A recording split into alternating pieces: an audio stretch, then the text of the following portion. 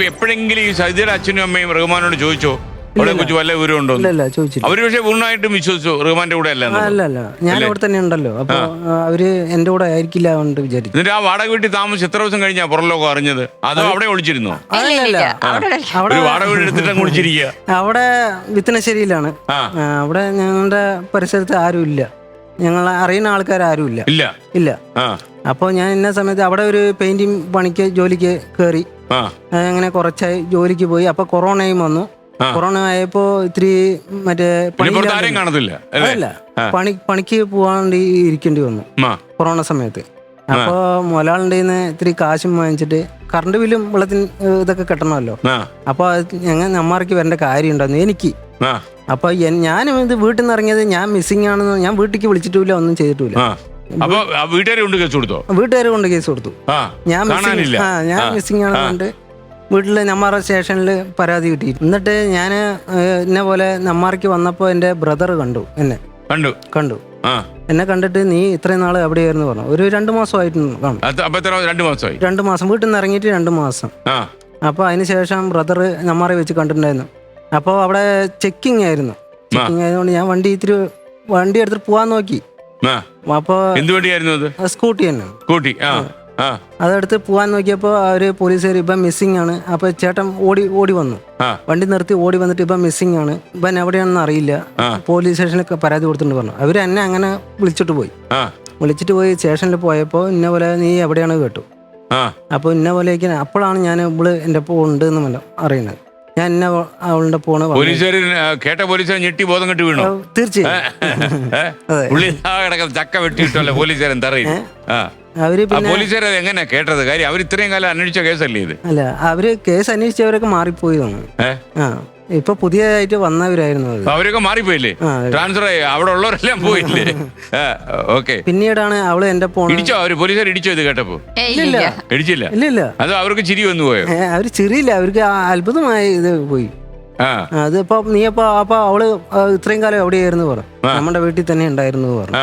നമ്മുടെ വിശ്വസിച്ചു വന്നിട്ട് ഇല്ല ഒരിക്കലും വിശ്വസിക്കില്ല പറഞ്ഞു. എന്നിട്ട് അവിടെ തന്നെ ഇരുന്ന് ഇന്ന പോലെ അവിടെ കഴിഞ്ഞ കാര്യങ്ങളൊക്കെ ഇവളും കേട്ടിട്ടുണ്ട്. അവള് പറഞ്ഞപ്പോഴാണ് അവർക്ക് വിശ്വാസമായി കാണും. ദൃശ്യ മോഡലുള്ള ചോദ്യമായിരിക്കും. രണ്ടുപേരുടെ ഒരേ ചോദ്യം വെവ്വേറെ മാറ്റി നിർത്തി ചോദിച്ചു ഒരേ ഉത്തരം അല്ലേ? വീട്ടിൽ ചെന്ന് പരിശോധന നടത്തിയവരല്ലേ? നമ്മളാ വണ്ടി മോട്ടോർ ഫിറ്റ് ചെയ്ത് പിന്നെ ജനലഴി അടിച്ചു വെക്കുന്നത്. ഓക്കെ.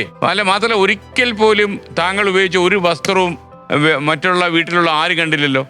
ഞങ്ങൾ റൂമിൽ തന്നെയാണ് അലക്കിയ ഡ്രസ്സൊക്കെ ഉണങ്ങാൻ ഇടുക. പാന്റ് അലക്കൊന്നും വീട്ടിനുള്ളിലാക്കിയോ? ഞാൻ അലക്കി കൊടുക്കും രാത്രി ഇറങ്ങുമ്പോ. അല്ലല്ല, ഇക്ക അലക്കി തരും. ഓ, അത് ശരി. ഓ, ഇത് നിങ്ങള് ത്യാഗിയാകട്ടോ. മാഷേ, ഇത് കേട്ടിട്ട് ഒരു സിനിമാ കഥയില് പറഞ്ഞാൽ ആള് വിശ്വസിക്കില്ല. അതെ സാർ, അത് ആർക്കും വിശ്വസിക്കാൻ പറ്റുന്നുണ്ടായിരുന്നില്ല. ഈ അടുത്ത കാലത്ത് റഹ്മാന് ഒരു ചെറിയൊരു വിഷയവുമായി ബന്ധപ്പെട്ട് പോലീസ് സ്റ്റേഷനിലേക്ക് പോകേണ്ടി വന്നു. അപ്പൊ ഇവരുടെ ജീവിതകഥ ഇപ്പുണ്ടായിരുന്ന SIക്ക് അത് ബോധ്യമാവണില്ല. പക്ഷെ അന്നത്തെ കേസ് അന്വേഷിച്ചിരുന്ന ദീപകുമാർ സാറായിരുന്നു.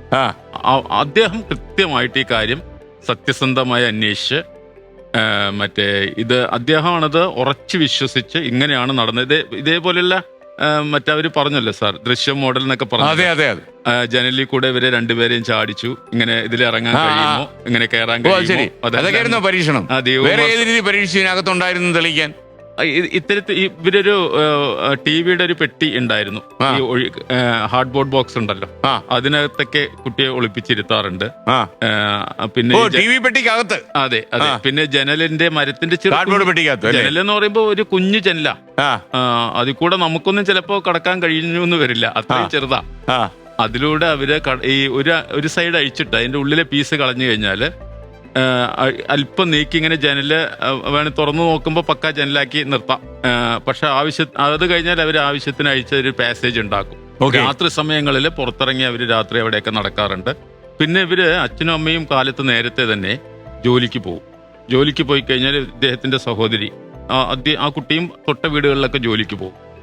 അവര് പോയി കഴിഞ്ഞാൽ ഇവർക്ക് പിന്നെ വലിയ സ്വാതന്ത്ര്യമാണ്. പിന്നെ സൺ കൺട്രോൾ ഫിലിമൊക്കെ ഒട്ടിച്ചിട്ടുണ്ട് ഈ ജനലിൽ. അപ്പോ അതൊക്കെ ഉണ്ട്,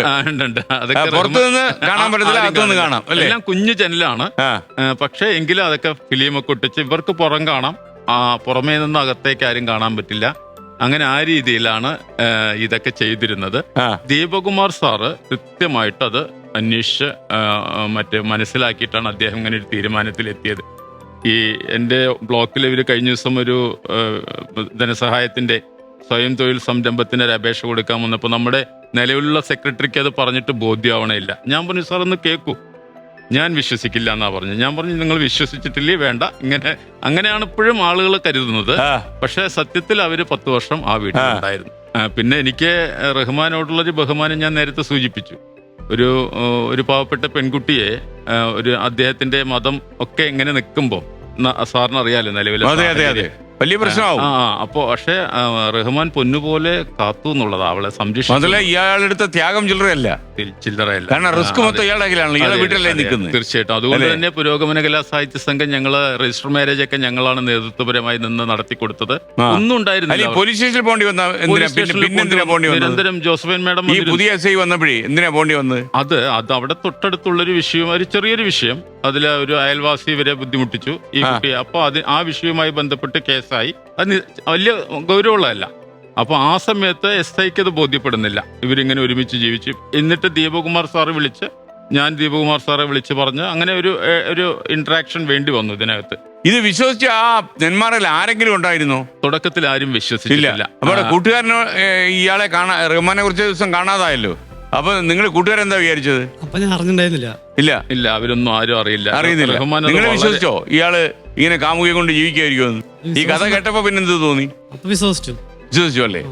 ഓക്കെ. വനിതാ കമ്മീഷൻ അധ്യക്ഷ ജോസഫൈൻ മാഡം അന്വേഷണത്തിനായിട്ട് അവിടെ വന്നിരുന്നു.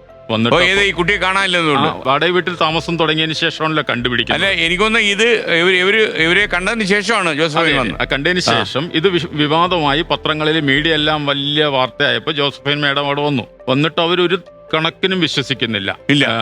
അവര് വളരെ വനിതാ കമ്മീഷന്റെ ചരിത്രത്തിൽ ഇങ്ങനെ സംഭവം. പിന്നെ ഞങ്ങൾ അതിന് മാഡത്തിന് വിശദീകരണം കൊടുത്തു. ഞാനും അവിടുത്തെ ഏരിയ സെക്രട്ടറി രമാധരനും കൂടെ ഇങ്ങനെയാണ് സംഭവം എന്ന് പറഞ്ഞ് അവരെ ബോധ്യപ്പെടുത്തിയപ്പോൾ അവർ വളരെയേറെ സങ്കടപ്പെട്ടു. അതിനുശേഷം ഞങ്ങളെ നിരന്തരം മരിക്കുന്നതിന്റെ മുമ്പ് വരെ ഇടയ്ക്കിടയ്ക്ക് രമാധരൻ സഖാവിനെ വിളിച്ച് കുട്ടികളെ അന്വേഷിക്കണം, അവരുടെ ക്ഷേമം അന്വേഷിക്കണം എന്ന് ഒരു പറഞ്ഞു.